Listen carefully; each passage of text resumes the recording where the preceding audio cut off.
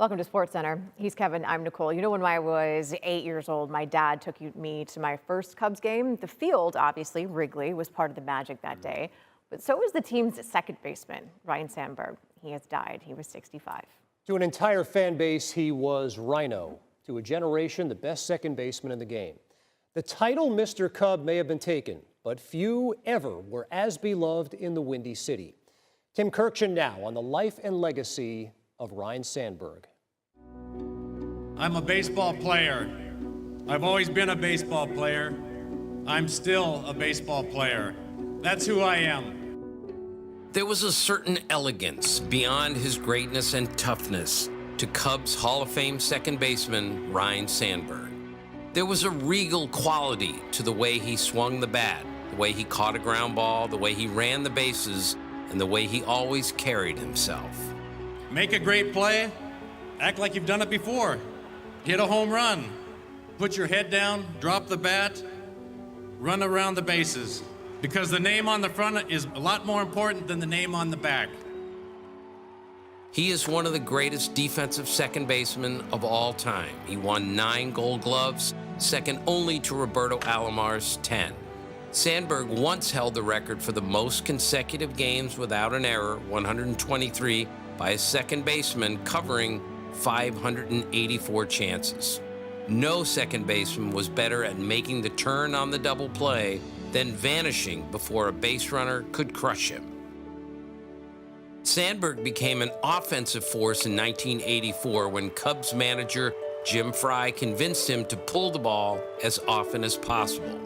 That was definitely a turning point for me, and I just feel like I've learned what he was talking about. Things have come together the last few years as far as swinging for power.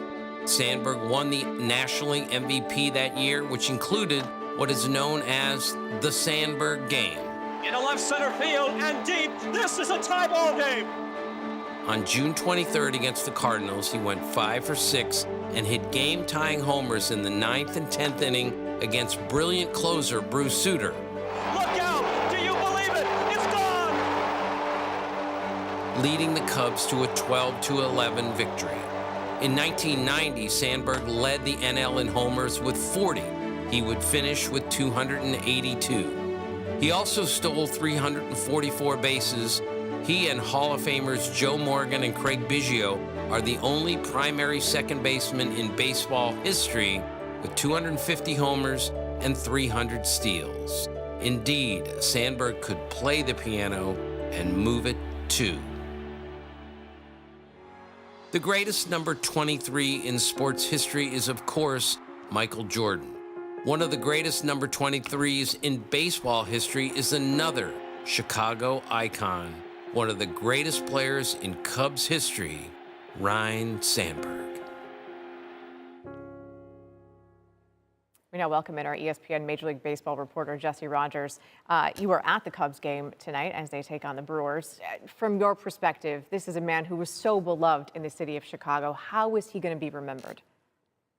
As a gracious superstar, and I'm sure the Cub players behind me, as this game comes to its completion, will say the same thing. He was often at spring training talking to players, but he didn't big-time them. He never showed off that he was a Hall of Fame player. He would listen to them, and he wouldn't tell them how great the game was back in his day. He would actually have that kind of a conversation you'd love to have with a Hall of Famer. Sometimes they say you shouldn't meet your heroes. I don't think anybody my age that grew up in Chicago would agree with that when it comes to Ryne Sandberg. He was somebody you wanted to meet. He played the game the right way. He talked about the game the right way. And as I mentioned, the players behind me and the team and the organization really embraced him before he got ill. And then even while he was fighting cancer, he still showed up at spring training.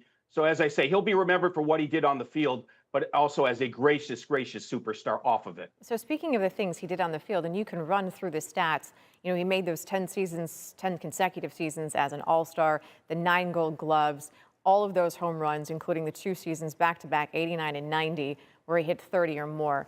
When you think of him just as a player, what made him stand out? Yeah, he could do it all. He could run the bases. He could hit for power. At a time when second baseman did not go deep very often, he hit 282 career home runs. In his MVP season in 1984, he hit 19 triples, 19 home runs, hit 314. John Smoltz, who he hit 6 home runs against in his career, second most off of any pitcher, told me his swing was perfect for Wrigley Field. A flat swing, he'd hit the gaps, he'd go down the line, and of course, he'd hit the ball out of the ballpark as well. Larry Boa, his shortstop during those years, mentioned to me how he learned to pull the ball and put it in the air. His manager, Jim Fry, used to tell him in batting practice, just pull it in foul territory every time, over the tarp, down the left field line in foul territory, and that will teach you how to pull the ball. And he learned that way to sort of take his game to another level. And so he really could do it all, but he didn't start out that way. He struggled early on, but kept at it, mentally tough. Really wasn't a boisterous guy in the locker room, but everyone said he was a lot of fun. So on and off the field, just a guy you'd want on your team and someone that fans could really root for. And an absolute legend in the city of Chicago. Jesse, we appreciate your time. Look, the Cubs have also released a statement saying, in part, that Ryne Sandberg was a hero to a generation of Chicago Cubs fans and will be remembered as one of the all-time greats in the nearly 150 years of this historic franchise. His dedication to and respect for the game, along with his unrelenting integrity, grit, hustle, and competitive fire, were hallmarks of his career. Ryne Sandberg was 65.